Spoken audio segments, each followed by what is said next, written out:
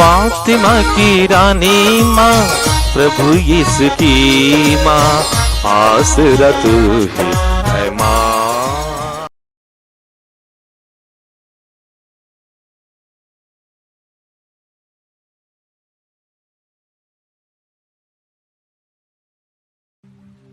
पहला पाठ तोबित का ग्रंथ, अध्याय 6, पद संख्याएं 10 से 11, अध्याय 7 का 1, 9 से 17 और अध्याय 8, पद संख्या 4 से 10 तक। ईश्वर ने आपको इसलिए मेरे यहाँ भेजा कि मेरी पुत्री आपकी पत्नी बन जाए। तोबियास ने स्वर्गदूत से कहा, आप क्या चाहते हैं? हम कहाँ ठहरे?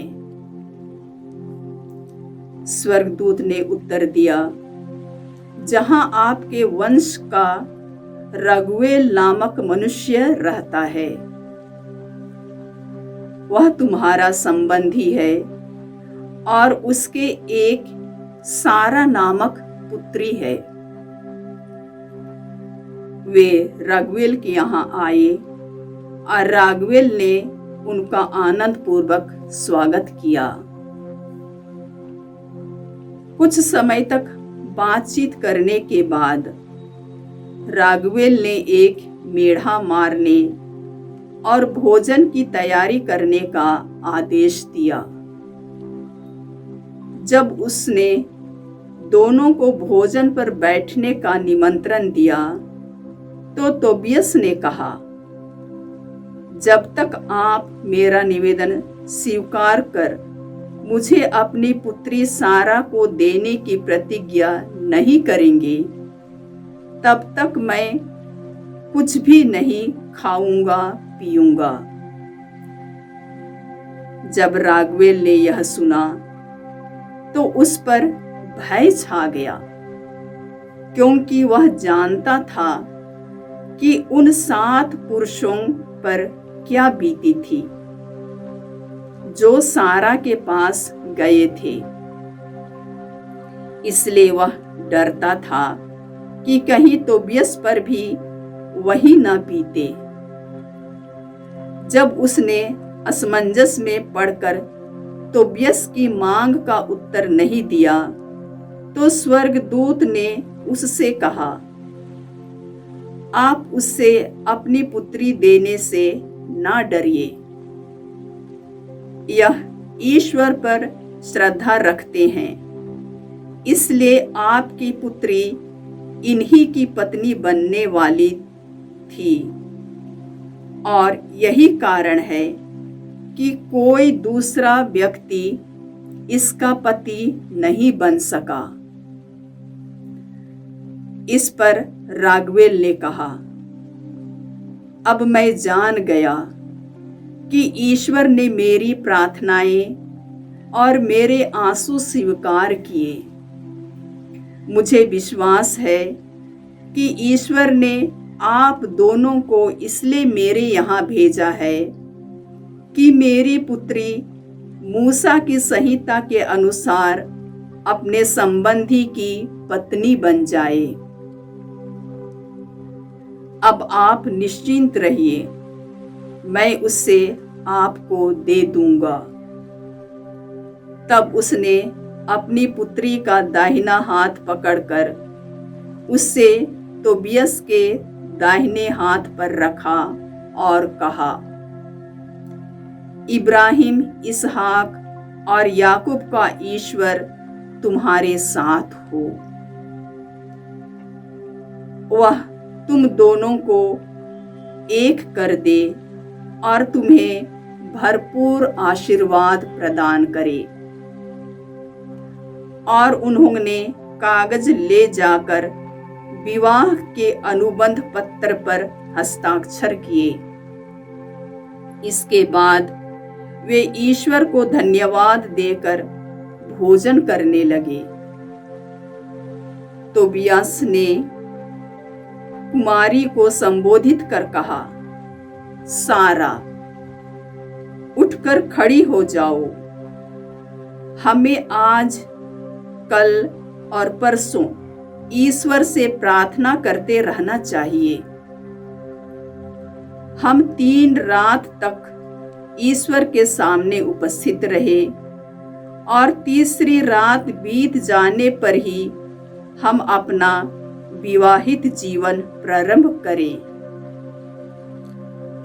हम संतों की संतति हैं और उन लोगों की तरह अपना वैवाहिक जीवन प्रारंभ नहीं कर सकते जो ईश्वर को नहीं जानते। दोनों उठ खड़े हुए और आग्रह के साथ सुरक्षा के लिए मिलकर प्रार्थना करने लगे। तोबियस ने यह कहा, हे प्रभु, हमारे पूर्वजों के ईश्वर, आकाश और पृथ्वी, समुद्र, जल स्रोत एवं नदियां और उनमें रहने वाले तेरे बनाए हुए सभी प्राणी तुझे धन्य कहें। तूने पृथ्वी की मिट्टी से आदम की सृष्टि की और उससे सहयोगिनी के रूप में हेवा को प्रदान किया।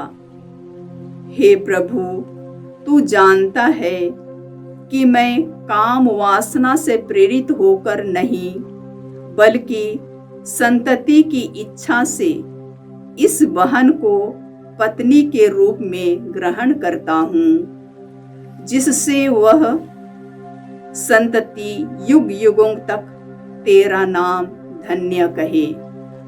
सारा ने भी कहा, हम पर दया कर, हे प्रभु, हम पर दया कर।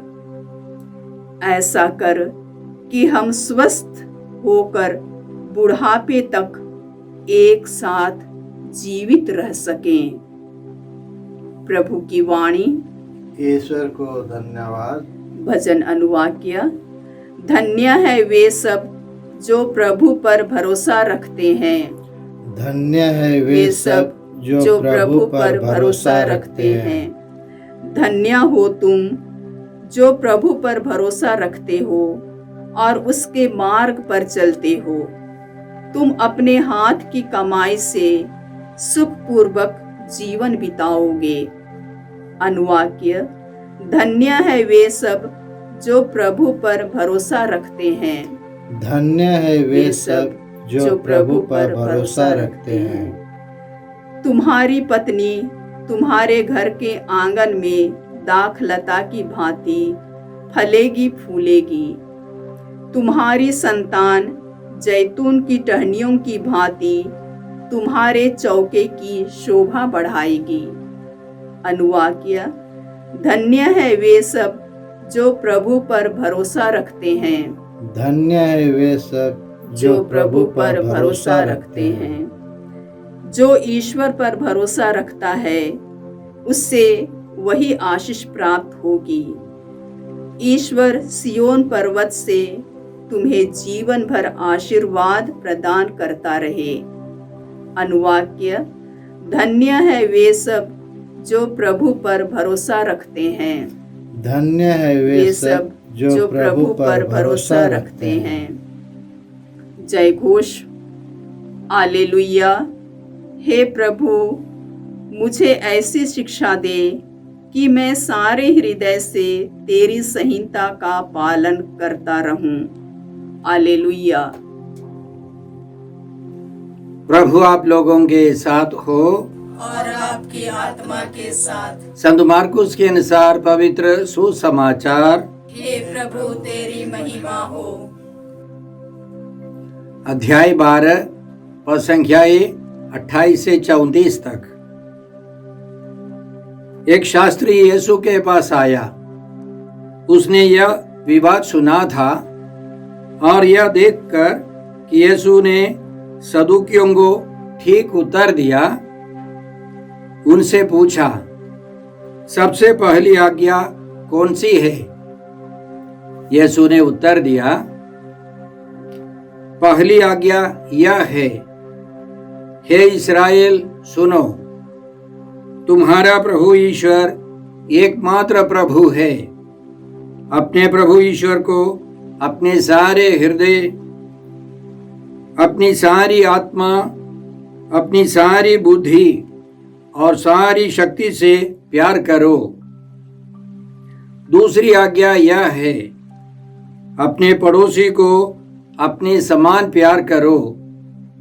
इनसे बड़ी कोई आज्ञा नहीं है। शास्त्री ने उनसे कहा, ठीक है गुरुवर, आपने सच कहा है। एक ही ईश्वर है, उसके सिवा और कोई नहीं है।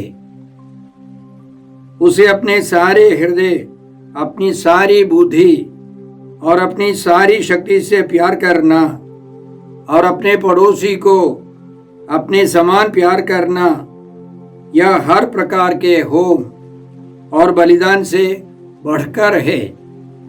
यीशु ने उसका विवेकपूर्ण उत्तर सुनकर उससे कहा, तुम ईश्वर के राज्य से दूर नहीं हो।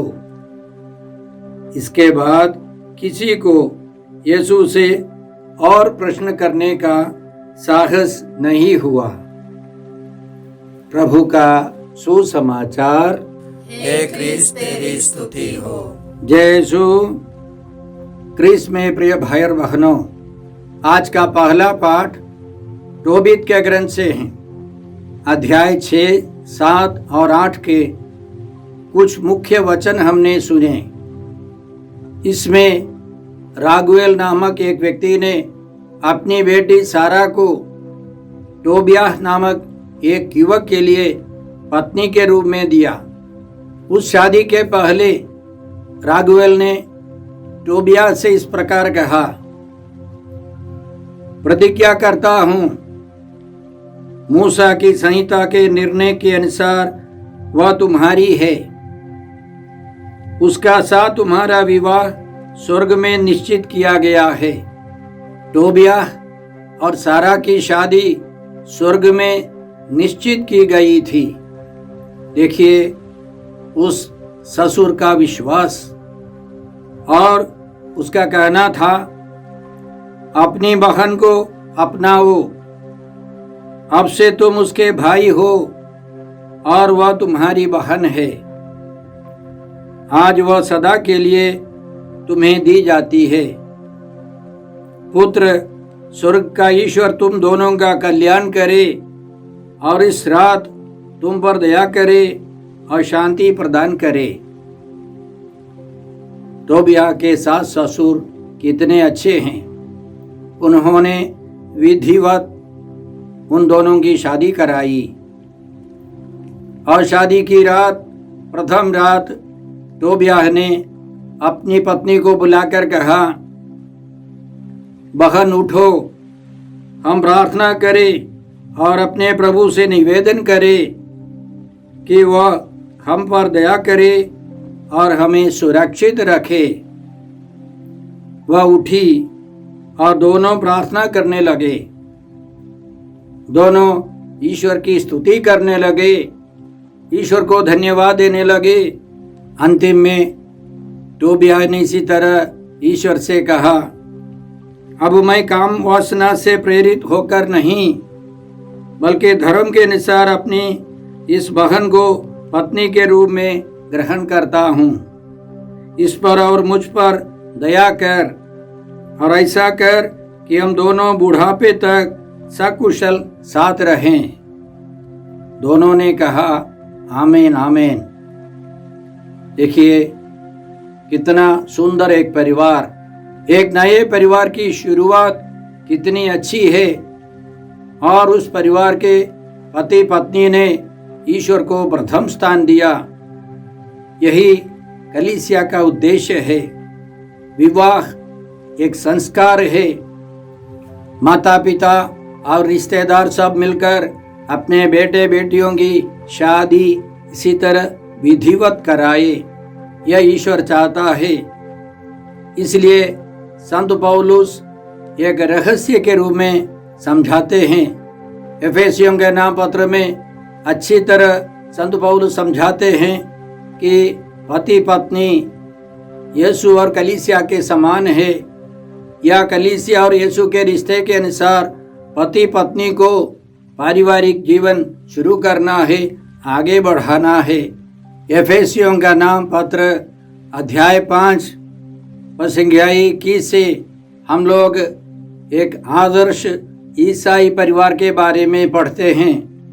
संत पौलुस का कहना है, हम मसीह के प्रति श्रद्धा रखने के कारण एक दूसरे के अधीन रहें।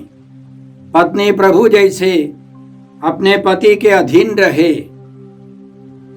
पति उसी तरह पत्नी का शीर्ष है, जिस तरह मसीह कलीसिया के शीर्ष हैं और उसके शरीर के मुक्तिदाता।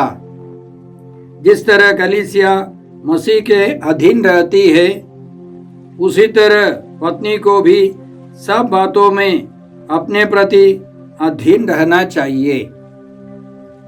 पतियों, अपनी पत्नी को उसी तरह प्यार करो जिस तरह मसीह ने कलीसिया को प्यार किया है। उन्होंने उसके लिए अपने को अर्पित किया, जिससे वह उसे पवित्र कर सके और वचन तथा जल के स्नान द्वारा शुद्ध कर सके, क्योंकि वह एक ऐसी कलीसिया अपने सामने उपस्थित करना चाहते थे जो महिमामय हो, जिसमें ना दाग हो, ना झुर्री और ना कोई दूसरा दोष, जो पवित्र और निष्कलंक हो। पति अपनी पत्नी को इस तरह प्यार करे मानो वह उसका अपना शरीर हो। कोई अपने शरीर से बैर नहीं करता, उल्टे वह उसका पालन पोषण करता और उसकी देखभाल करता रहता है। मसीह कलीसिया के साथ ऐसा करते हैं क्योंकि हम उनके शरीर के अंग हैं। अंतिम में संत पौलुस का कहना है, यह एक महान रहस्य है।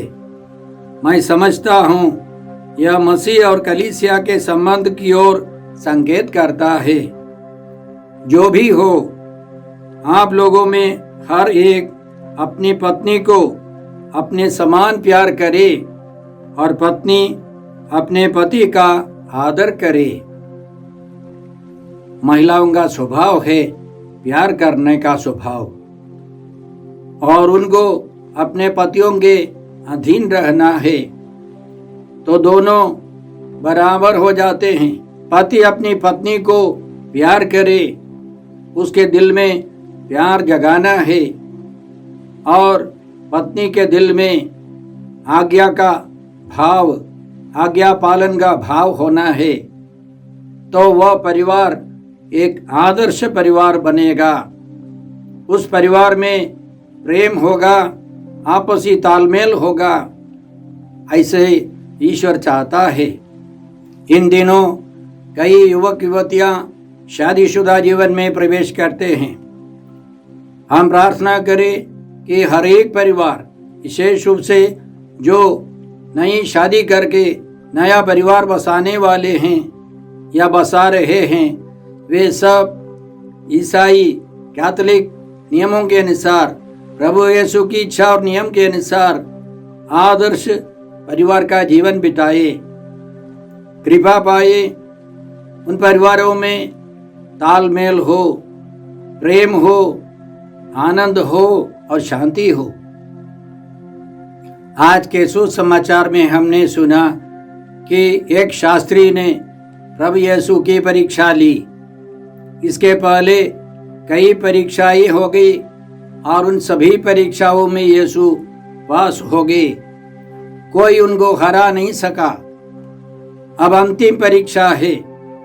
एक शास्त्री ने यीशु से पूछा, सबसे पहली आज्ञा कौन सी है? हर एक यहूदी जानता है, शमा इस्राएल, इस्राएल सुनो। विधि विवरण ग्रंथ अध्याय 6 संख्याएं 4 और 5 में जो लिखा है, हर यहूदी को जानना अनिवार्य था। उसके अनुसार हर रोज उसकी घोषणा करनी थी। इस्राएल सुनो, हमारा प्रभु एकमात्र ईश्वर है। अपने प्रभु ईश्वर को अपनी सारी शक्ति, बुद्धि, प्रज्ञा, सारी शक्ति से सब प्यार करो, पूरे व्यक्तित्व से प्यार करो। और यीशु ने एक और आज्ञा जोड़ दी, दूसरी आज्ञा। उस शास्त्री ने केवल प्रथम आज्ञा, सबसे महत्वपूर्ण आज्ञा के बारे में पूछा। यीशु ने दूसरी आज्ञा के बारे में बताया, अपने पड़ोसी को अपने समान प्यार करो। यह लेवी ग्रंथ अध्याय 19 पद 18 में लिखा है। इसके बारे में यहूदी लोग उतना ध्यान नहीं देते थे। इस प्रकार हम लोग पढ़ते हैं लेवी ग्रंथ अध्याय 19 और संख्या 18 में, तुम ना तो बदला लो और ना अपने देश भाइयों में मनमुटाव रखो। तुम अपने पड़ोसी को अपने समान प्यार करो, मैं प्रभु हूँ। इसके बारे में इस्राएली लोग, यहूदी लोग इतना ध्यान नहीं रखते थे, लेकिन प्रभु यीशु ने बताया पहली आज्ञा और दूसरी आज्ञा दोनों का पालन करना है, यह अनिवार्य है। यीशु के यह वचन सुनकर वह शास्त्री खुश हो गया। उस शास्त्री ने प्रभु यीशु से कहा, ठीक है गुरुवर, आपने सच कहा है। एक ही ईश्वर है, उसके सिवा और कोई नहीं है। उसे अपने सारे हृदय, अपनी सारी बुद्धि और अपनी सारी शक्ति से प्यार करना और अपने पड़ोसी को अपने समान प्यार करना, यह हर प्रकार के होम और बलिदान से बढ़कर है। यीशु उसके उत्तर को सुनकर बहुत खुश हो गए। यीशु ने उसे वादा किया, उससे कहा, तुम ईश्वर के राज्य से दूर नहीं हो। प्रभु यीशु ने खुशी से उसको बताया कि तुम एक शास्त्री होने पर भी तुम ईश्वर के राज्य से दूर नहीं हो। तुम ईश्वर के राज्य में जल्दी ही प्रवेश करोगे। तो आज के पवित्र वचनों के द्वारा प्रभु यीशु हमें सिखाते हैं कि हमको ईश्वर को आदर देना है, ईश्वर को प्यार करना है, पूरे व्यक्तित्व से ईश्वर को प्यार करना है, और उसी तरह अपने पड़ोसी को, दूसरों को भी प्यार करना है, उनकी सेवा करनी है। यह हर एक प्रभु भक्त का कर्तव्य है। और इसीलिए इस दुनिया से जाने के पहले प्रभु यीशु ने वादा किया, जिस प्रकार पिता ने मुझको प्यार किया है, उसी प्रकार मैंने भी तुम लोगों को प्यार किया है। तुम मेरे प्रेम में दृढ़ बने रहो। और यीशु ने अपने शिष्यों के पैर धोने के बाद बताया, जिस प्रकार मैंने तुमको प्यार किया है, उसी प्रकार तुम भी एक दूसरे को प्यार करो। इससे बड़ा प्रेम किसी का नहीं कि कोई अपने मित्रों के लिए अपने प्राण अर्पित कर दे। ईश्वर को प्यार करना और पड़ोसी को प्यार करना एक ईसाई का निशान है, और उसके सिवा हम स्वर्ग राज्य में प्रवेश नहीं कर सकते। हम प्रार्थना करें कि हम ईश्वर को प्यार करें, पूर्ण रूप से प्यार करें, और दूसरों को भी दूसरों की सेवा करें। ऐसे जीवन बिताने वाले स्वर्ग राज्य में प्रवेश करते हैं, ईश्वर के राज्य के सदस्य बन जाते हैं। हमारे केंद्र में एक युवक आया जो जीवन से बहुत निराश था, और वह ठीक से नहीं सो पाता था। वह कभी कभी आत्महत्या करने के लिए सोच रहा था। उसने हमारे केंद्र में आकर इसी तरह के वचन सुने। ईश्वर को प्यार करना है संपूर्ण रीति से, पूरे व्यक्तित्व से, और दूसरों को भी प्यार करना है। और उसको अच्छा लगने लगा, और उसने इसी तरह के वचन सुने। संत पौलुस कुरिन्थियों के नाम पहले पत्र अध्याय 14 पद संख्या 1 में इस प्रकार लिखते हैं, आप सबसे पहले भ्रातृ प्रेम की साधना करें। सबसे पहले दूसरों को प्यार करने के लिए साधना करें। जीवन का लक्ष्य प्रेम हो। हमारे केंद्र में एक युवक आया जो आत्महत्या करने के लिए सोच रहा था। जीवन से वह बहुत निराश हो गया था, वह हताश हो गया था। उसको लग रहा था कोई उसे प्यार नहीं करता है और वह आंतरिक चंगाई के लिए शांति से सोने के लिए आया था। लेकिन हमारे सेंटर में उसने प्रतिदिन इसी तरह के वचन सुने, उसको अच्छा लगा और उसने फैसला किया, अब से मैं ईश्वर को प्रथम स्थान दूंगा, ईश्वर को प्यार करूंगा और दूसरों की सेवा करूंगा, उनको भी प्यार करूंगा।